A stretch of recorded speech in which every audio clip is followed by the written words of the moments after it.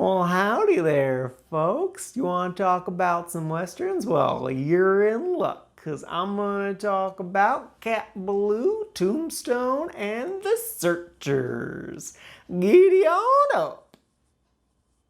First up is Cat Ballou. This is a 1967 movie starring Jane Fonda, and it's Jane Fonda in a cowboy outfit. And I'm like,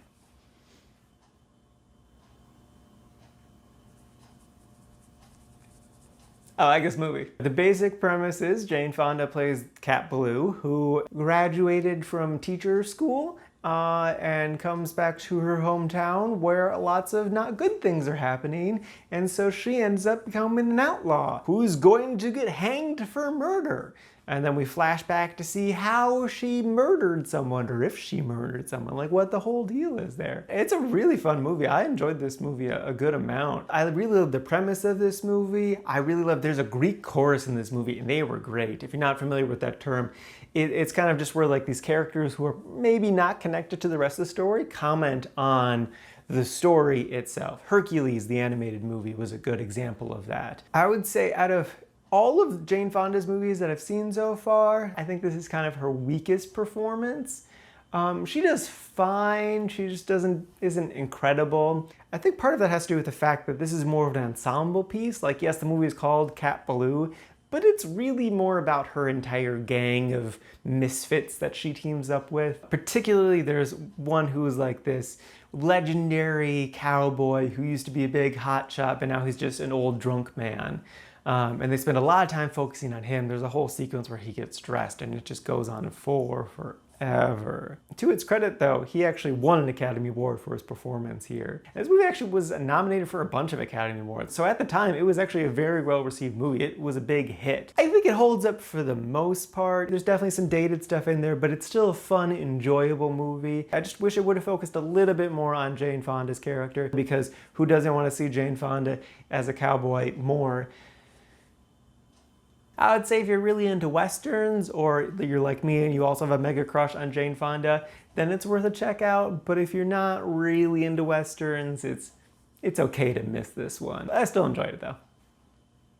Next up is Tombstone. This is a 1993 movie starring Kurt Russell, Val Kilmer, Sam Elliott, Bill Paxton, Powers Booth, and also featuring Charlton Heston, a very young Michael Rooker, and Billy Bob Thornton in a very unrecognizable role. The story is about the legendary cowboy Wyatt Earp. And it was pretty good. I don't actually have a lot to say about this movie. It was acted well, it was shot well. It was nice seeing Kurt Russell. My big complaint about the movie is that it felt bloated. It was just really long. It could have had a much faster pace.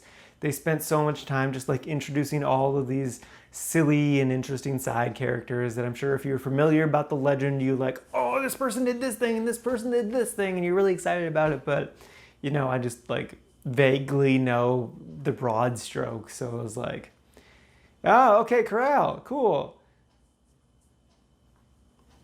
It was fine, it was still enjoyable, and I wasn't blown away by it, but it's not bad by any means.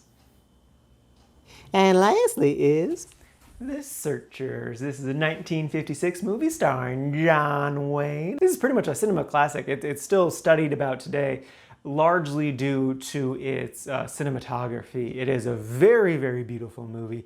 They did such a good job with capturing the beauty of the landscapes of the desert and stuff. I remember talking about this in film school, especially because the first shot and the last shot of the movie mirror each other. If you like cowboy movies, if you like westerns, it's kind of a must-watch. The basic premise is John Wayne's character is on the search for his niece who got kidnapped by some Native Americans. The reason why I ranked it the lowest of these three is because of John Wayne's character itself. He plays this racist piece of shit who is just the biggest jackass there is. And I utterly hated his character. I couldn't stand him whatsoever. I don't know if he's really supposed to be the hero. I mean, he's the main character, so he's on screen constantly, and it was just rage-inducing. To paint you a picture of who John Wayne's character is in this movie, one of the first scenes, he has this big speech about he was a Confederate soldier and he pledged his allegiance to the Confederacy.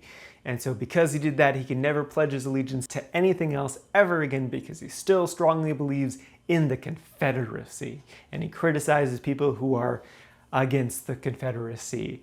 And then also he just says so many racist slurs throughout the entire thing and constantly bashes anyone who even associates themselves with anyone who isn't white. Once the girl gets kidnapped, we learn that he doesn't want to rescue her, he wants to kill her. Just because she was with some Native Americans, and so now she's tainted, so she must die. But then he has a partner that he doesn't want with him the entire time. It's his nephew, who is either 1/6 or 1/8 Native American. And so John Wayne's character hates him, of course.